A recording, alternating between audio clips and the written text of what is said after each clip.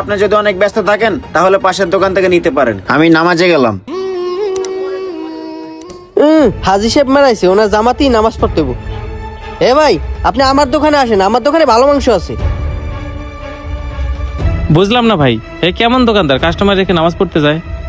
আরে ভাই, ওর মাংস বেশি একটা ভালো না, এই জন্য কাস্টমার থুইয়া জায়গা।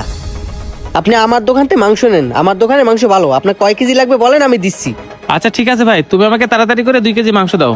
ভাই, আপনাকে আমি টাটকা মাংস দিচ্ছি, ঠিক আছে? আচ্ছা ঠিক আছে, টাটকা দেখে হাত ছাড়া 2 কেজি মাংস দাও।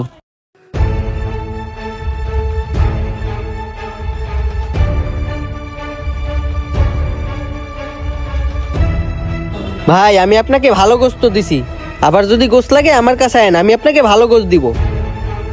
আচ্ছা ঠিক আছে, এই নাও ভাই টাকা। ঠিক আছে ভাই, আবার আসবেন।